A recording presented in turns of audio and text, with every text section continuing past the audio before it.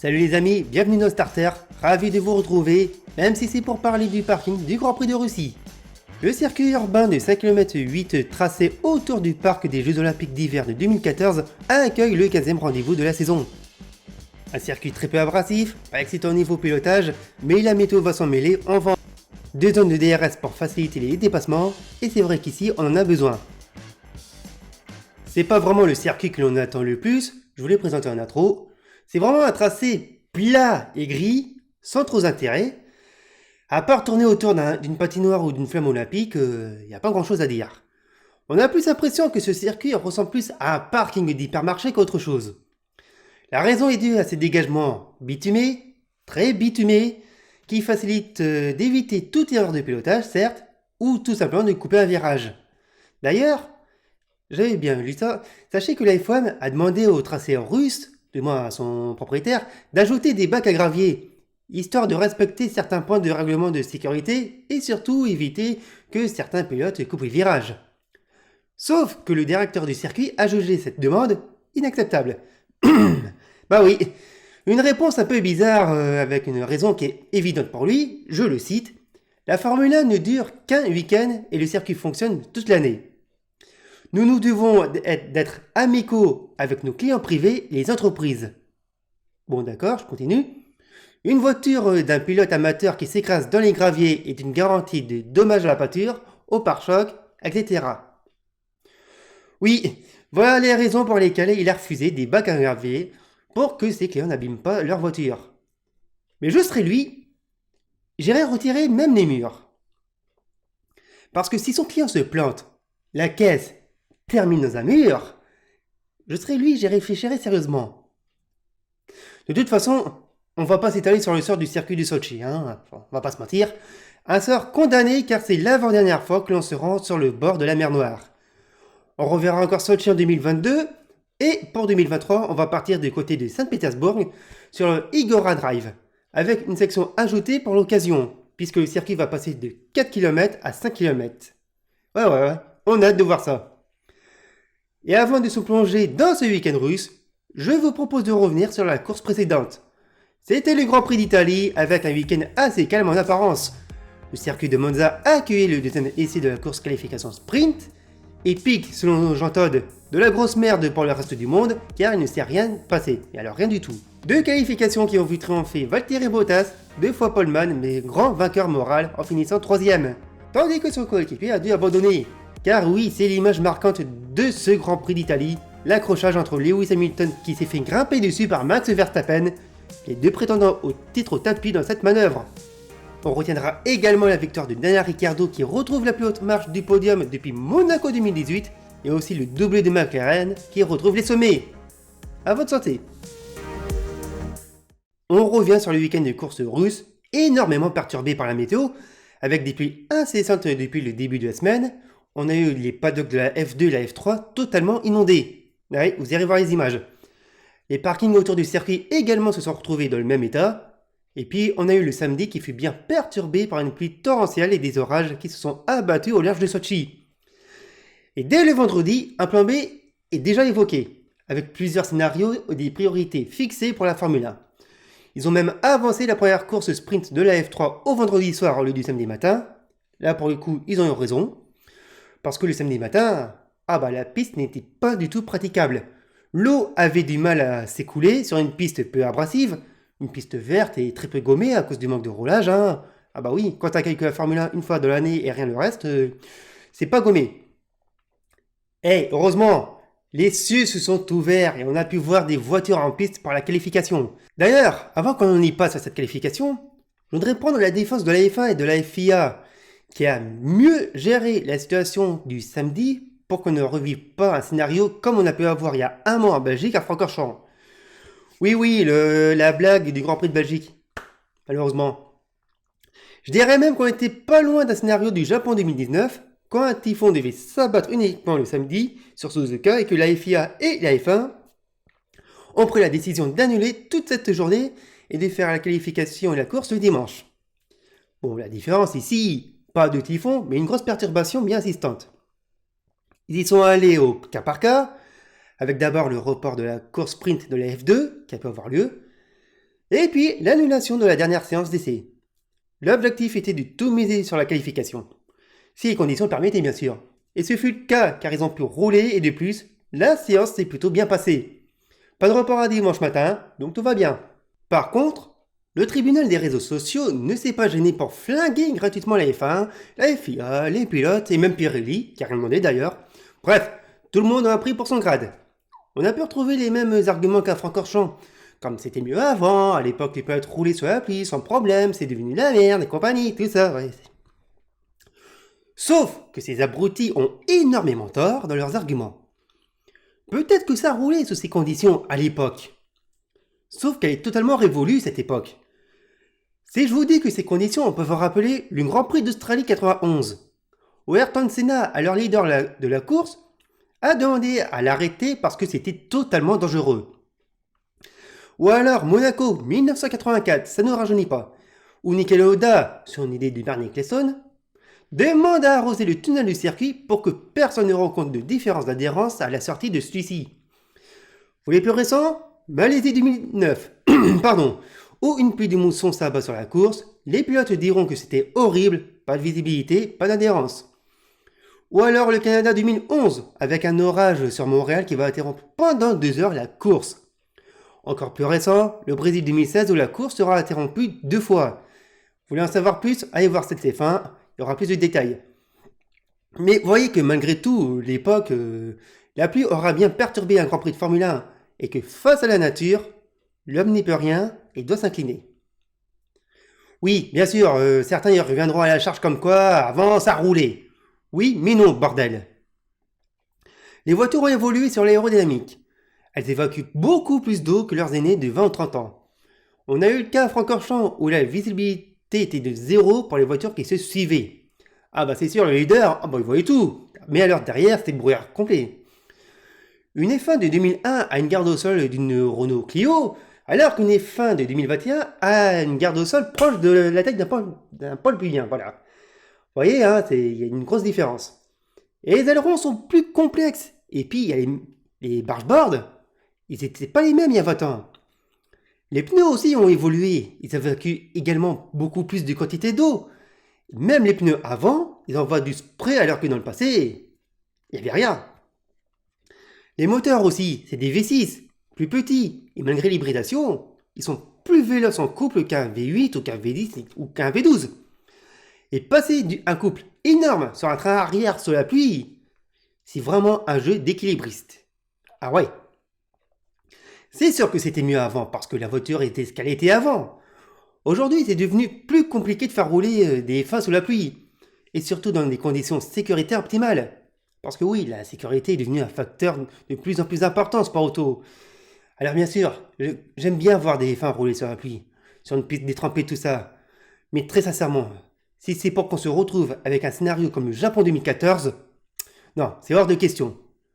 Si c'est ça que veulent les juges du tribunal des réseaux sociaux qui se disent fans de F1 parce qu'ils, ça y est, ils ont regardé Drive to Survive sur Netflix, eh bien qu'ils aillent se faire foutre. Voilà. Bon, assez parlé de ces imbéciles. On revient sur la qualification, et au moins, ça nous a donné le sourire. On y va.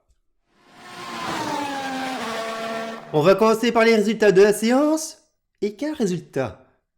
Car ils sont tout simplement inédits et inattendus. Bah oui, vous allez voir. La pole position signée par Lando Norris sur sa McLaren, sa première en Formule 1 devant Carlos Sainz qui signe sa première ligne également. Derrière on retrouve George Russell qui devance Lewis Hamilton, suivi par Daniel Ricciardo et Fernando Alonso, suivi de Valtteri Bottas, Lance Stroll, Sergio Perez et Esteban Ocon. Ça c'est pour les pilotes qualifiés de la Q3.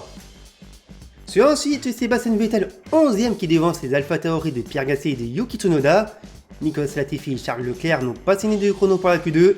Kimi Raikkonen qui fait son retour 16ème devant Mick Schumacher et Antonio Giovinazzi. Nikita Mazepin devance Max Verstappen qui n'a pas signé de chrono également. On va commencer par les pilotes sans chrono, tiens. Max Verstappen qui profite de ce week-end pour changer de moteur, au-delà des quotas autorisés, qui est synonyme des pénalités sur la grille. Et ouais. De plus, le Hollandais s'est pris 3 places de pénalité sur la grille pour son escalade sur le mont Hamilton en Italie. Alors autant en profiter, hein. Pour la qualification, Verstappen n'est pas allé chercher l'idée de signer un chrono. Non, Juste 2 tours de reconnaissance pour voir l'état de la piste, et merci d'être venu. Bien sûr, il a repêché pour participer à la course. Et heureusement.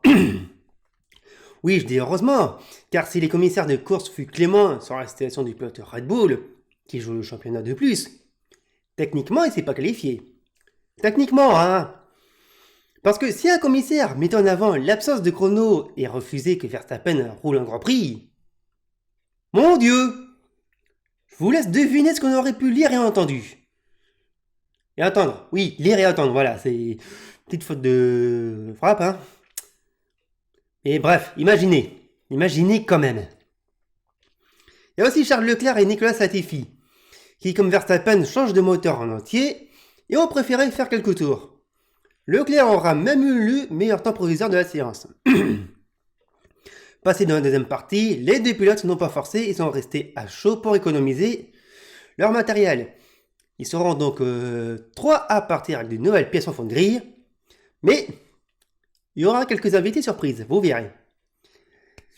Alors, qu'est-ce qu'on a d'autre à part mal de gorge? Ah oui, une grosse domination des Mercedes dans cette séance. Ah et pourtant, elles sont un peu loin sur la grille. Il faut dire qu'on a vu une image un peu inattendue de la part d'Hamilton pendant la Q3. L'Anglais a tapé l'entrée des stands.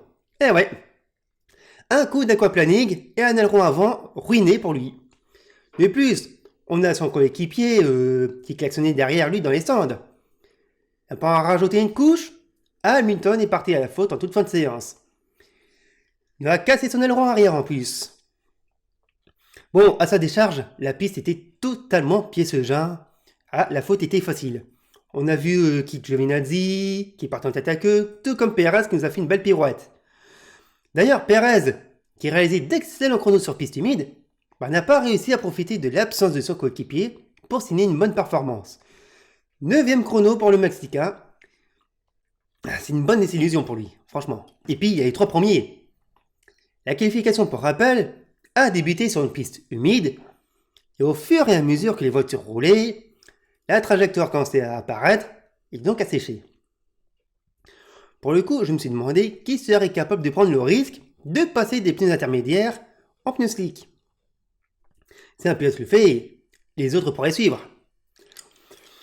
Le plus surprenant, c'est qu'à de le dire, c'est que c'est George Russell qui fut le premier à prendre le pari. Il n'a rien à perdre. Et franchement, c'était risqué. Pour rappel, c'est pas une piste abrasive, Sochi. Donc ça reste encore un peu humide. Et en plus, avec les chaleurs qui faisaient... Bon, la Félix vaudrait quand même à sortir des stands en plus, c'est pour vous dire. Mais son pari fut un appel pour les autres pilotes. Et il nous a offert un résultat vraiment inattendu. Messieurs, allez, au revoir. Bon, ça a mis un peu de temps à se mettre en place. Mais quand on a commencé à voir que Sainz améliorait l'un de ses secteurs, c'était le déclic. Et le plus surprenant, ce n'est pas les Mercedes qui ont pu se montrer véloces, à cause de la boulette d'Hamilton, mais de là avoir une McLaren, une Ferrari, une Williams aux 3 premières places. Le gros coup de vieux que l'on s'est pris. La dernière fois qu'on a vu ces 3 équipes rassemblées en haut de la feuille des temps, c'était au Brésil 2004. D'ailleurs, je salue l'ami Jérôme qui a eu la patience de retrouver cette stat. C'est pour vous dire. mais blague à part, quelle performance de Norris, de Sainz et encore une fois de Russell dans cette séance. Dans ces conditions, c'est juste l'avenir de la F1 qui vient de briller à Sochi. Et le plus important, c'est bien la première fois qu'une séance de Sochi nous a plu. Et ce, depuis 2014. Faut le marquer d'une paire blanche, ça. Et une petite information pour ceux qui aiment bien les statistiques. Les vainqueurs de Sochi se sont alliancés depuis les 3 premières positions sur la grille. 2 fois pour le poleman, 3 fois pour ceux qui partaient 2e, et 2 fois encore pour ceux qui partaient 3e. Il n'y a plus qu'à voir si les chiffres vont suivre dans ce Grand Prix, et pour une fois, on a vraiment envie de regarder ce Grand Prix Russie.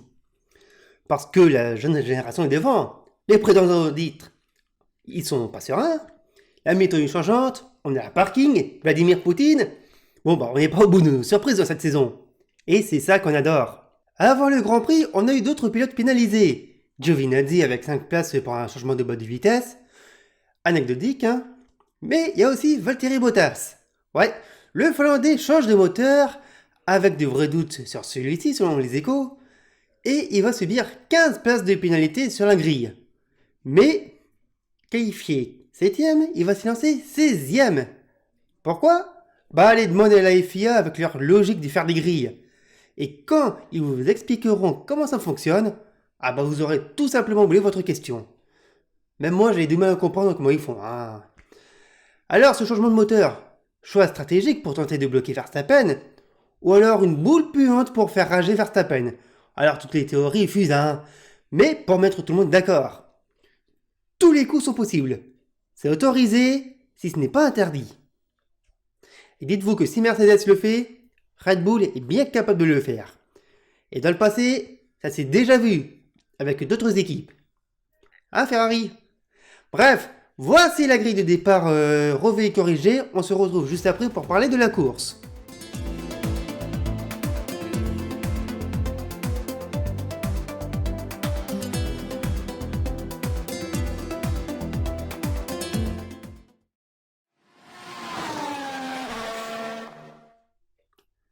Ah, je ne sais pas par où commencer pour parler de cette course. Peut-être que pour la première fois à Sochi, on ne s'est pas du tout ennuyé. Mais alors, pas du tout. C'était complètement fou. Déjà, avec nos 3 premiers qui ont tenté de prendre les commandes de la course dès le premier virage. Ça s'est finalement décanté avec Sainz et Norris qui ont joué au chat et à la souris pendant une bonne dizaine de tours avant que l'anglais de McLaren ne passe espagnol. Et quel passage raté par la réalisation en carton. Et franchement, il avait cette course au contrôle Norris. Il arrivait à maintenir les autres derrière lui, à bon écart, gérant parfaitement comme il faut sa voiture et ses pneus. Alors oui, bien sûr, à un moment, il a vu que Hamilton revenait derrière lui, hein. Et pourtant, il était serein, pas de grande inquiétude, et en plus, il signait le meilleur temps en course. C'est pour vous dire que la situation était sous contrôle. Et puis la pluie est venue s'inviter dans cette fin de course. Elle était prévue vers la fin de course. Mais vu comment elle tombait ces derniers jours, on ne s'attendait pas à un petit crachin normand. Oh non! Oh non, à 6 tours de l'arrivée, elle est venue s'abattre sur une bonne partie de la piste et elle a redistribué les cartes. Totalement. Et de quelle manière? Parce que Hamilton et Norris ont vu la pluie arriver et malgré tout ils ont essayé de rester sur la piste. Ils l'ont décidé même. Et pourtant leurs équipes respectives ont insisté pour qu'ils s'arrêtent. Bon, du côté d'Hamilton, il voulait pas s'arrêter, mais finalement il s'est résigné. Et du côté de Norris, il a vraiment tenté. Vraiment. Il a pris le pari tel un Rubens Barrichello à Hockenheim en 2000 où la météo était aussi capricieuse ce jour-là. Mais ce genre de scénario ne s'est pas répété pour lui. La pluie était bien trop forte. Et Norris, malheureusement, est parti à la faute. Il a tenté. Il a essayé Norris. Ça n'a pas tenu. Il en finit loin de sa position initiale. Ça me fait aussi penser à la course de George Russell qui s'est lancé 3ème et qui finit un peu plus loin dans cette course. Et pourtant, lui non plus n'avait pas démérité au départ. Il a aussi tenté le coup. Pour vous dire, il a quand même pu rester 3ème pendant 13 tours avant de retomber dans le midfield. Ça l'a fait malheureusement un peu oublier. Mais c'est quand même une belle course pour lui, hein, on va pas se mentir. Et de plus, son arrêt au stand n'a pas aidé. Parce que oui, il y a une chose que j'ai remarqué, si vous avez vu la course, il y a des arrêts au stand qui se sont mal passés. Comme en Italie entre Red Bull et Mercedes, tiens. Ici c'était McLaren, Ferrari et Williams donc, qui fut pénalisé par des arrêts plus lents que l'habitude. Et en raison à cela, il faut dire que ça fait quelques courses que les équipes sont obligées de réduire drastiquement les aides électroniques pour les arrêts. Ils ont le pétard pour serrer et desserrer les roues, bourré de capteurs. Bah, ces capteurs, ils sont enlevés. Et d'ailleurs, on voit quand même que les équipes galèrent vraiment. Et je peux vous dire que c'est pas plus mal, parce que des arrêts de moins de 2 secondes en Formule 1, ça a commencé un petit peu à m'agacer. J'avais l'impression de voir un anachronisme. Des arrêts au stand de 3-4 secondes, 5, allez, pour moi c'est une bonne norme. Hein. Mais par contre, c'est un bon enchaînement par rapport aux pneus, parce que on a pu voir que beaucoup de pilotes ont réussi à gérer la durée de vie de leur gomme. Quand vous suivez une voiture derrière, vous avez de l'air sale de celle-ci, et de plus, vous allez abîmer votre gomme. Ici, on a pu voir que Norris et Hamilton principalement ont su gérer leurs pneus. Vu que le pilote McLaren a pu passer Sainz au 13e tour, et que Hamilton a signé quelques chronos bien avant son arrêt, ils ont vraiment travaillé pour que leurs pneus se nettoient correctement dans un air propre et reprennent de l'adhérence. Mais c'est pas le cas pour tout le monde. Comme pour Verstappen qui a usé son premier train jusqu'au bout, avec un train arrière instable, pardon, et après son deuxième relais, eh bien il s'est resté bloqué pendant un bon moment dans le trafic. Et bah sa gomme n'a pas aimé, hein. Et en plus, la course aurait pu se finir plus tôt pour lui. Pour rappel, il remontait de la dernière position, hein, il partait depuis Moscou, et il y a un moment il revenait sur Leclerc et Vettel qui étaient en train de se chamailler. Et bon sang, on n'est pas passé loin d'un accrochage. Ah franchement, si Verstappen ne levait pas le pied, alors c'était fini pour lui, avec Leclerc et Vettel dans le lot. Bon, faut dire que Vettel était sale dans sa défense, hein. De toute façon, c'était pas le seul. Et donc, je vous propose maintenant les résultats totalement inattendus de ce Grand Prix de Russie. C'est pas comme si la qualification c'était pareil, avec pour la 100e fois sur la plus haute marche du podium, Sir Lewis Hamilton, 100e victoire en Formule 1 pour le Britannique. Avec lui sur le podium, on retrouve Max Verstappen et Carlos Sainz, le dernier survivant de nos 3 premiers de la qualification. Suivant ensuite Daniel Ricciardo devant Valtteri Bottas, Fernando Alonso, Lando Norris finit 7ème en devançant Kimi Raikkonen, Sergio Perez et George Russell. Le meilleur tour en course est accrédité pour Lando Norris. Ce fut vraiment une course folle. Sérieusement, elle était vraiment incroyable. Et en plus, la pluie en a fait profiter beaucoup pour gagner des places. Elle en a vraiment surpris plus d'un. Par contre, il y a une chose qui n'a pas changé. Depuis 1913, c'est toujours une Mercedes qui s'impose au Grand Prix de Russie. Bah oui, en 1913 et 1914, c'est l'écurie Benz qui s'est imposée au début du XXe siècle. Et depuis 2014, bah vous connaissez la chanson. Eh ouais. Alors, cette course a été vraiment totalement incroyable. Pour un Grand Prix de Russie, hein. D'habitude, il ne passe rien sur ce parking d'hypermarché. Alors là, c'était totalement incroyable. Mais il y a quand même des choses à tirer de cette course. Des leçons. Que McLaren, quand même, ils sont encore dans ils reviennent dans le coup. Qu'ils ont 2 pilotes bourrés de talent. Dont un jeune qui vraiment aurait peut-être, avec un peu de maturité, écouté son équipe, fait quelque chose d'incroyable. C'était pas le cas. Et puis quand même, 100 victoires d'Hamilton, quoi. Et vous savez quoi? De tout ce qui s'est passé de ce week-end pour les pilotes et les équipes, on va en faire le bilan. Et d'ailleurs, on va commencer par les leaders pilotes et constructeurs. Un circuit qui réussit toujours à Mercedes donc, et pourtant, c'était pas gagné dans cette course. Oh que non, c'était pas gagné. C'était même, ça change, c'est pas Mercedes qui gagne à Sochi. Et bon sang, une 100e victoire en Formule 1 pour Lewis Hamilton. C'est vraiment le plus grand pilote de tous les temps. Derrière Fangio et Senna, faut pas déconner non plus, hein. Il a fait beaucoup Hamilton aujourd'hui pour aller grappiller des gros points importants pour lui au championnat, après un triple leader particulier pour lui. Bon, la Belgique, hein, voilà. Zandvoort, pas terrible. Monza, abandon. Mais cette victoire, elle va faire du bien pour lui et aussi pour Mercedes qui s'est plus imposé depuis Silverstone. C'est-à-dire une éternité dans cette saison. Je peux pas dire que ce fut une victoire facile pour lui, hein, parce que c'est pas du tout le cas, contrairement à certains affirment. Il y a eu un événement de course, d'accord, c'est vrai, mais il a dû travailler dur pour aller gagner à Sochi. Franchement. Et de son propre aveu, il n'aurait pas réussi à passer Norris si la pluie ne s'invitait pas. Une grosse course pour Hamilton quand même. Merci Radio Wolf. Je cherche toujours la fréquence de la radio, hein. Bottas, par contre, injustement pénalisé pour essayer stratégiquement de bloquer Verstappen. Voilà. Honnêtement, ce qui a sauvé sa course au Finlandais, qui était quand même un peu risible, bah c'est la pluie, hein. Il a fait partie des tout premiers à s'arrêter pour chausser les pneus à terre, et résultat, il a réussi à remonter à la 5e position.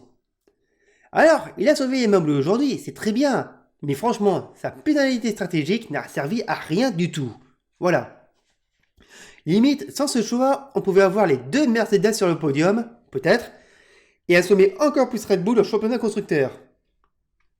C'est déjà les cas, vous verrez après, hein, mais ça aurait pu être encore plus violent. Bah tant pis. Ah, c'est aussi des grands vainqueurs Red Bull, avec Verstappen qui partait dernier et qui finit sur le podium. Et pourtant, c'était pas une sinécure pour lui non plus, après une folle remontée d'un peloton, et puis le trafic qu'il a bloqué pendant un moment. Ah, il avait un choix stratégique bien différent par rapport aux autres, hein. Mais son deuxième relais fut bien compliqué avec ce trafic donc. Et aussi la clim qui s'est prise par Alonso. Ah oui, je faisais les comptes, il perd des gros. Mais la pluie l'a sauvé dans cette situation, car il s'est arrêté très tôt, comme Bottas et d'autres. Et résultat, il finit sur la 2e marche du podium, qui a vraiment le goût de la victoire. Donc voilà, c'est vraiment aussi une victoire pour Verstappen. Par contre, Sergio Perez, c'est un peu une déception, hein. La qualification, c'est pas ça. Il a bien géré en course, c'est pas le souci. Mais je sais pas si c'était vraiment le résultat qu'on attendait de lui ce week-end. De plus, il a entre les mains une Red Bull, donc il peut faire quelque chose de grand avec. Ah bah là, non, il était vraiment loin du compte, hein. Il est vraiment maudit ce deuxième baquet dans cette équipe. J'attends vraiment 2022 pour que cette situation change. Je sais pas pourquoi. Peut-être que ça pourrait remettre le niveau à zéro, non? Qui sait? McLaren nous surprend depuis Monza. Eux qui disaient qu'ils allaient retrouver une deux réalités en Russie, c'est vrai qu'on était d'accord avec eux, hein. Mais alors là, elle a bien fonctionné cette voiture ce week-end. Agréablement surpris, et je ne sais pas si ça va continuer dans les prochaines courses. Et puis, hey, que dire de Norris, vainqueur moral du week-end? Paulman, leader de la course la plupart du temps, et finir 7ème, alors a tout tenté pour essayer de la gagner cette première course. Il a tenté de nous faire mentir sur la pluie avec ses pneus slick. Bordel. Ça fait chier pour lui, vraiment. Vraiment, il a mérité, il a pris un énorme risque. Et oui, il a perdu. Et ça fait léger, hein. Mais quand même, il n'a pas démérité. Et je souhaite qu'il gagne un Grand Prix très vite. Parce qu'il le mérite, ce gamin. Oui, je dis que ce gamin, car il a encore 21 ans. On s'en rend pas compte. Il a encore tout à apprendre.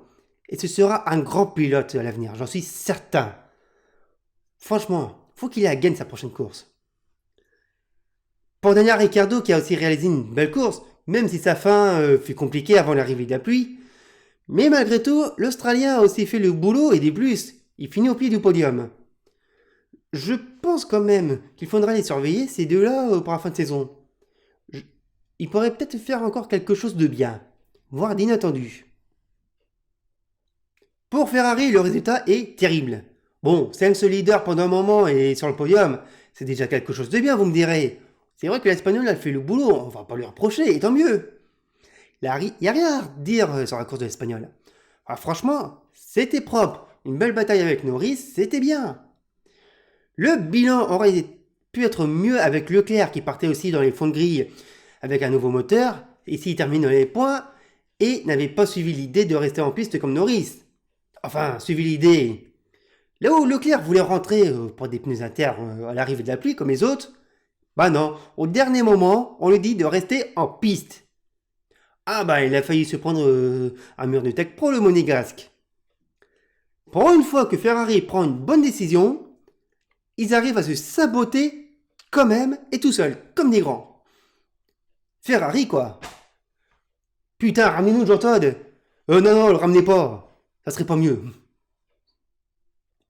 Pas une grosse course pour Alpine ce week-end, et pourtant il y en a un qui nous a surpris. C'est Alonso. L'Espagnol a réussi à faire une course solide en prenant le luxe de dépasser Verstappen qui était en délicatesse avec ses pneus. Il s'est même retrouvé troisième à un moment. Mais bon, l'Espagnol finit un peu plus loin, sixième, mais c'est déjà honorable pour lui avec son Alpine.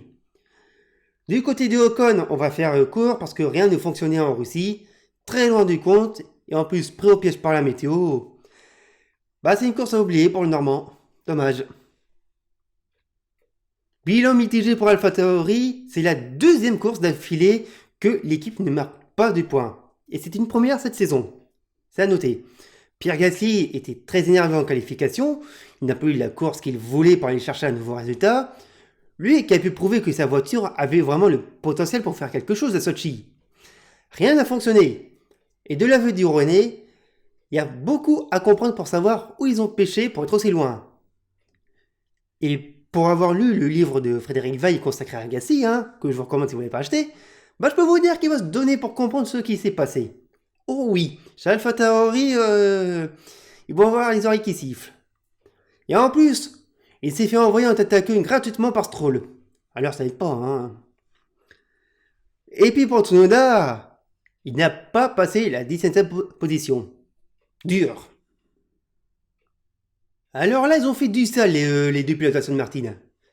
Vettel qui a zigzagué pour se protéger de Leclerc, et Stroll qui traque Gasly gratuitement. Mais c'est une course à oublier pour l'équipe de Silverstone. Et en plus, il ne termine pas dans les points. Merci la pluie. Mais là, vraiment, c'était pas une belle course de la part des deux agents secrets qui ont rénové leur couverture. Le MI6 est ravi. Et en plus, les deux se sont accrochés ensemble. Du sel, je vous dis. No time to die. C'était long pour Alfa Romeo dans cette course, et pourtant, ils sont récompensés par des points in extremis décrochés par Kimi Raikkonen, revenu de sa convalescence après son test positif au Covid-19. Ah, bah c'est sûr, le Covid contre un vodka, devinez qui gagne. Des points de ramener pour l'équipe italo-suisse, ça fait du bien au moral, surtout par le vétéran qui termine sa saison.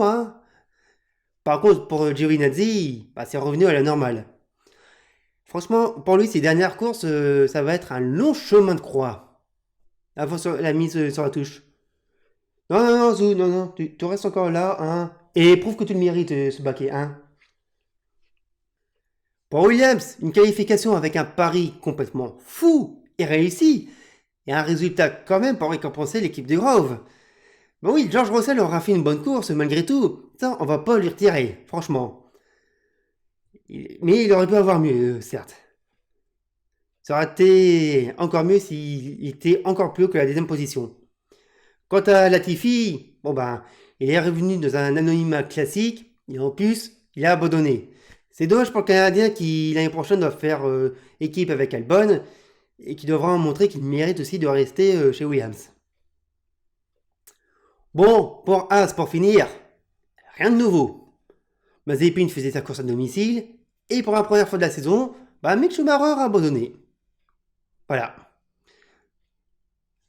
Voilà pour le bilan des équipes. Il est temps de passer au classement pilote et constructeur.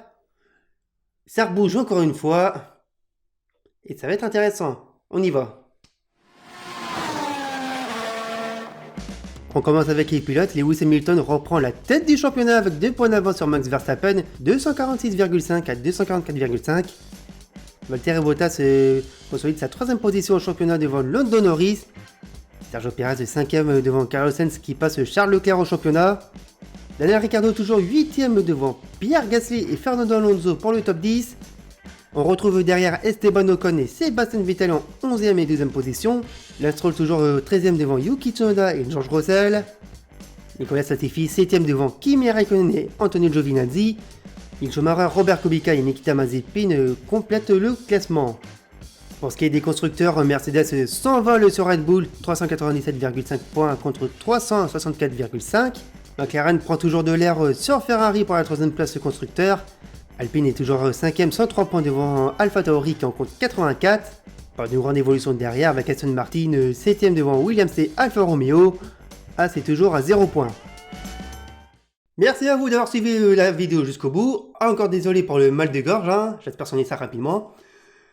Si la vidéo vous a plu, n'hésitez pas à commenter, à partager, à liker, à vous abonner à la chaîne et aussi au compte Twitter. Nous, on se retrouve dans 15 jours pour parler du Grand Prix de Turquie. Merci à vous, bravo, et à bientôt!